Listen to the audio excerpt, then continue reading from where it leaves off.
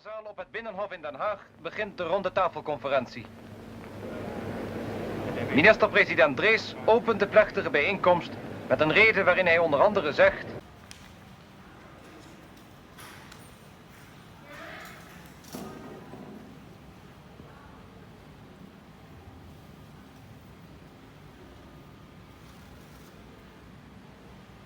Indonesia merupakan pencapaian terhebat yang pernah diraih Belanda. Mereka merupakan koloni kami. Meskipun pada hari ini mereka menginginkan kedaulatan mereka sebagai negara yang merdeka. Hari ini 23 Agustus akan menciptakan sejarah bagi kedua negara, Belanda dan Indonesia. Mari kita melalui konferensi meja bundar ini.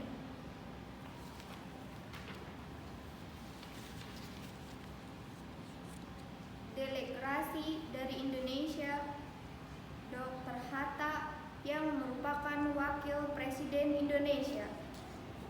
4 tahun lamanya kita hidup dalam persengketaan dengan rasa dendam dalam hati pada konferensi kita kali ini.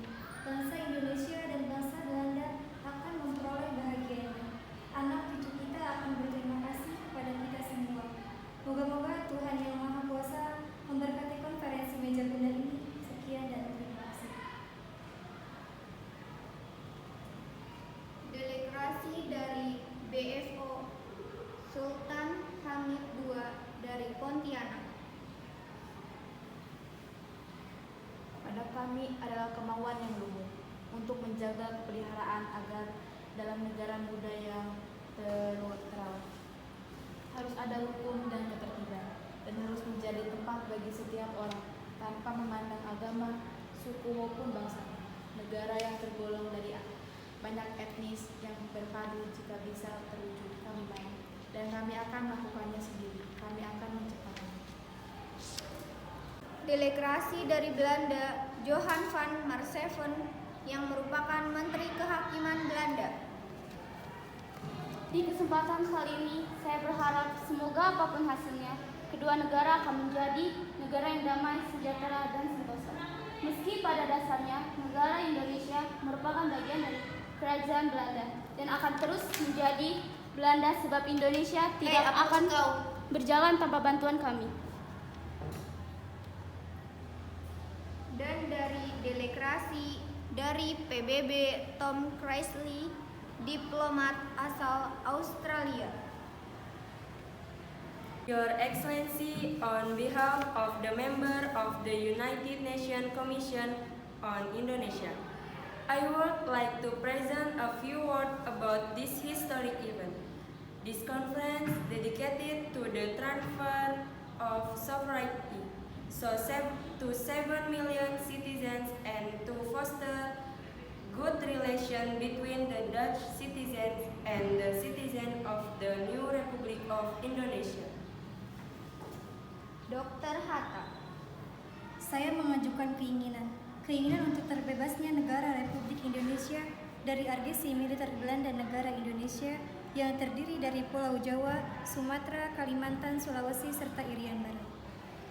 Oke, saya keberatan. Irian Barat masih milik kami, bukan milik kalian. Irian itu kan bekas jajahanmu yang masih ada di wilayah kami. Tetap saja itu kan masih milik Belanda. Kalian ini ingin merebut koloni kami.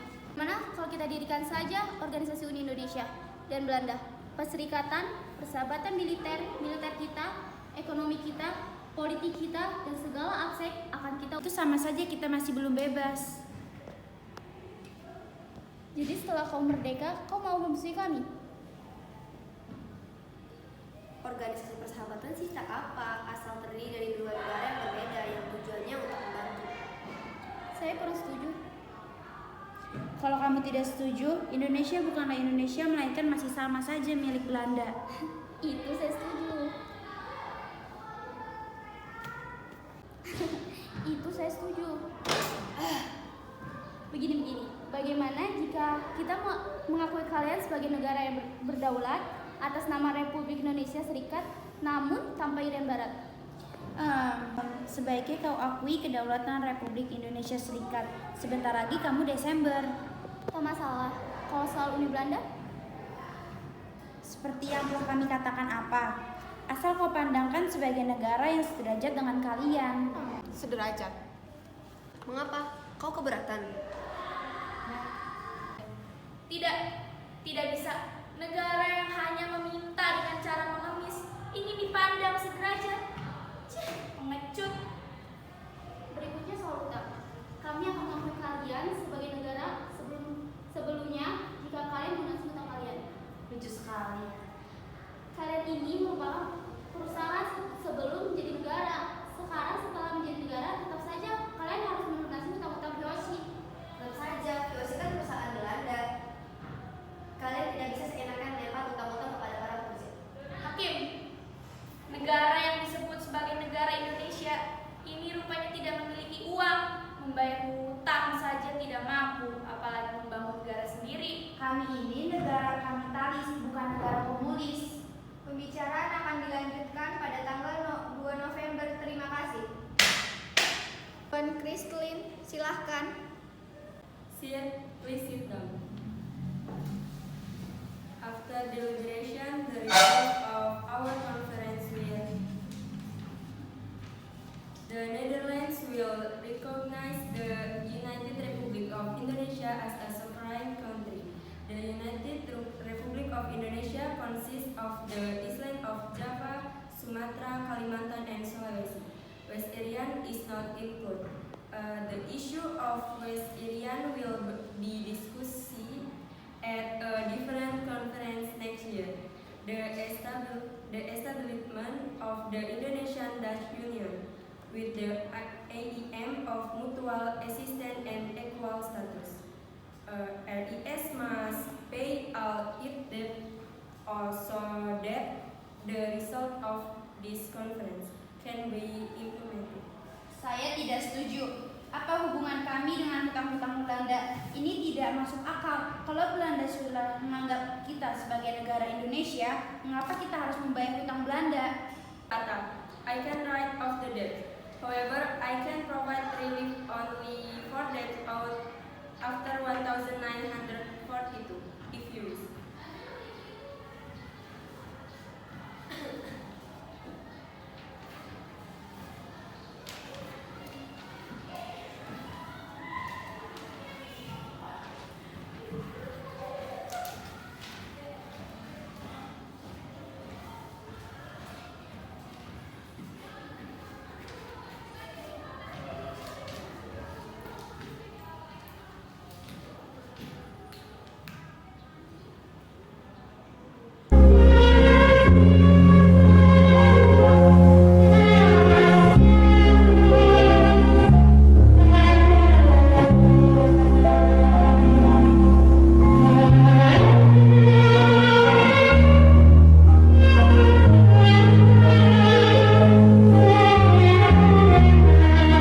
Muhammad Hasyim Asy'ari lahir pada 14 Februari 1871, 24 Zulqaidah 1287 Hijriah di Pesantren Gedang, Tambak Rejo, Jombang. Hasyim adalah putra ketiga dari 11 bersaudara dari pasangan Kiai Haji Asy'ari pemimpin pesantren Keras, Jombang dan Nyai Halimah. Beliau juga merupakan keturunan dari Sunan Giri, salah satu wali penyebar Islam di Jawa. Dengan demikian, Kiai Haji Hasyim Asy'ari mewarisi darah biru atau ningrat dan darah putih atau ulama dalam dirinya. Kiai Haji Hasyim Asy'ari berperan dalam pendidikan Islam di Indonesia untuk memperjuangkan bangsa Indonesia menuju jalan rahmatan lil alamin.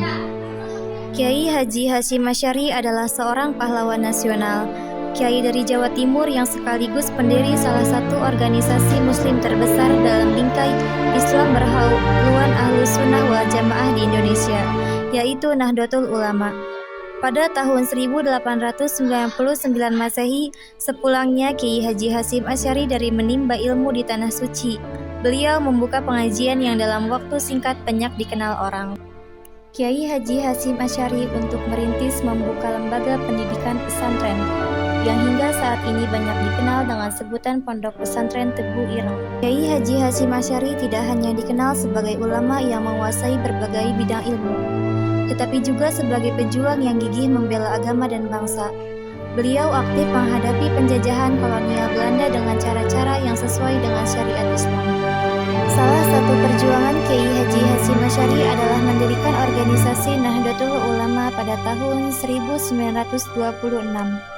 Organisasi ini bertujuan untuk menjaga kemurnian ajaran Islam Ahlus Sunnah wal Jamaah, mempererat persatuan umat Islam, dan menggalang perlawanan terhadap penjajah.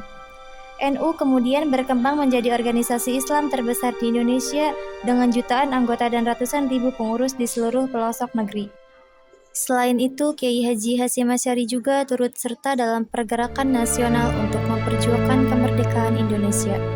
Beliau menjadi anggota Komite Nasional Indonesia Pusat atau KNIP, yang merupakan lembaga legislatif pertama Republik Indonesia. Beliau juga mengeluarkan fatwa jihad untuk melawan agresi militer Belanda pada tahun 1948.